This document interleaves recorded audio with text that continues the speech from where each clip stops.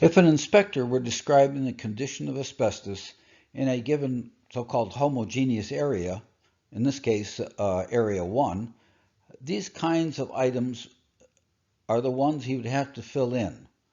Note that most of these items can be described using drop-down menus. In this case, some of the drop-down menus, such as the functional space of the asbestos and the condition, can be customized by an administrator, while others are considered standard for all management plans. Shown in this slide is the end result of an inspector filling out a condition report for one homogeneous area. But let's see how he got to this point.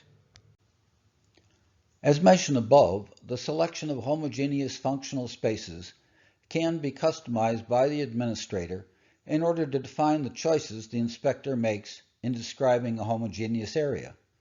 By defining such areas, the administrator is trying to make sure the inspector inspects areas such as, in this case, air ducts, basement, boiler room, etc. The inspector would see these choices in a drop-down menu he uses to describe the functional space of that homogeneous area. The type of asbestos relates to whether the asbestos is sampled or assumed and is friable or not friable. Friable refers to whether the asbestos can be crumbled by hand pressure. The application item describes whether the asbestos was used as an insulation over a surface area or in a linear fashion, such as covering a pipe, or whether it is used in a surface material, such as a tile, or some other use. This screen requires the administrator to define the possible conditions of the asbestos. I gave some typical conditions that might be defined, but such conditions may vary depending on the objectives and administration of each management plan program.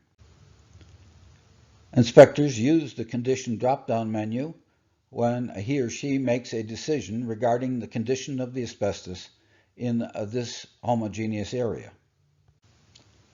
Under federal regulations, an assessment of the potential damage that may occur to the asbestos in each homogeneous area must also be made. Potential damage is generally considered to occur because of activity in the area, vibration, or air motion. So here we are back to the filled out condition assessment sheet for this homogeneous area. In addition to the drop-down menus and text information, a photo of the area can be uploaded from the phone or tablet. The photo becomes an intrinsic part of the record. In addition to assessing the condition of individual homogeneous areas, it's frequently useful to assign a building status to the building by which the priority of future inspections can be made.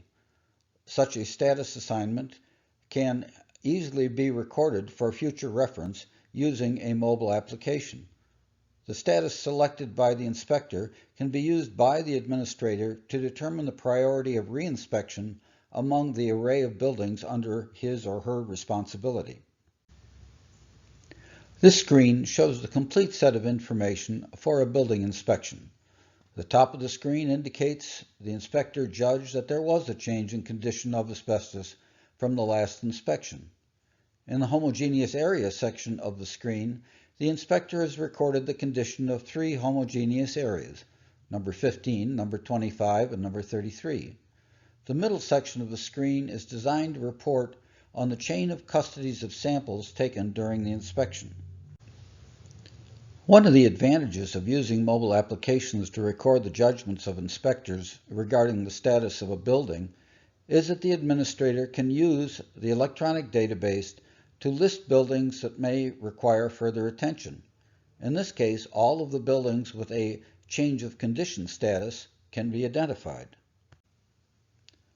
Let's go back to the main menu of the inspection and look at the chain of custody section. In this case, the sampling of asbestos took place during this inspection.